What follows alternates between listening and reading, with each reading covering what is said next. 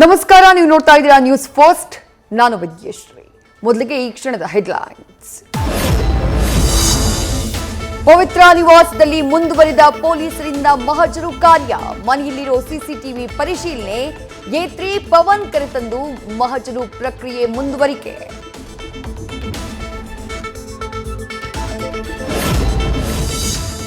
ಪಟ್ಟಣಗೆರೆ ಶೆಡ್ನಲ್ಲೂ 3 ಆರೋಪಿಗಳನ್ನ ಕರೆತಂದು ಮಹಜರು. ಚಿತ್ರದುರ್ಗದ ರವಿ ನಿವಾಸದಲ್ಲಿ 4 ಆರೋಪಿಗಳ ಜೊತೆ ಪರಿಶೀಲನೆ.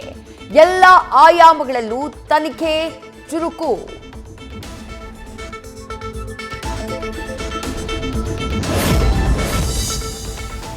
ಗ್ಯಾರಂಟಿ ಯೋಜನೆಗಳಿಗೆ ಜನರಿಂದಲೇ ಹಣ ಸಂಗ್ರಹಿಸುತ್ತಿದ್ದಾರೆ. ಇದನ್ನ ಎಂಬಿ ಪಾಟೀಲ್ ಕೂಡ ಒಪ್ಪಿಕೊಂಡಿದ್ದಾರೆ. ಸರ್ಕಾರದ ದುರಾಡಳಿತದ ವಿರುದ್ಧ ಜನರೇ ದಂಗೆ ಏಳಬೇಕು ಎಂದ ಕುಮಾರಸ್ವಾಮಿ. ರಾಜ್ಯ ಸರ್ಕಾರ ದಿವಾಳಿ ಎದ್ದಿದೆ, ಹೀಗಾಗಿ ಜನರ ಮೇಲೆ ಬರೆ ಹಾಕಿದ್ದಾರೆ ಅಂತ ಕೇಂದ್ರ ಸಚಿವ ಪ್ರಹ್ಲಾದ್ ಜೋಶಿ ಕಿಡಿ. ಬೆಲೆ ಏರಿಕೆ ತಕ್ಷಣ ಹಿಂಪಡೆಯಬೇಕು ಅಂತಾನು ಆಗ್ರಹ.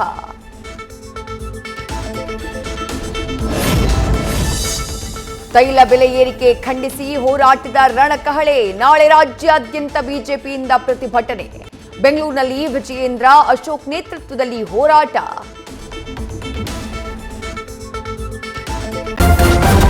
ನ್ಯೂಸ್ ಫಸ್ಟ್, ನಿರ್ಭೀತಿಯಿಂದ ನಿಮ್ಮ ಪರವಾಗಿ.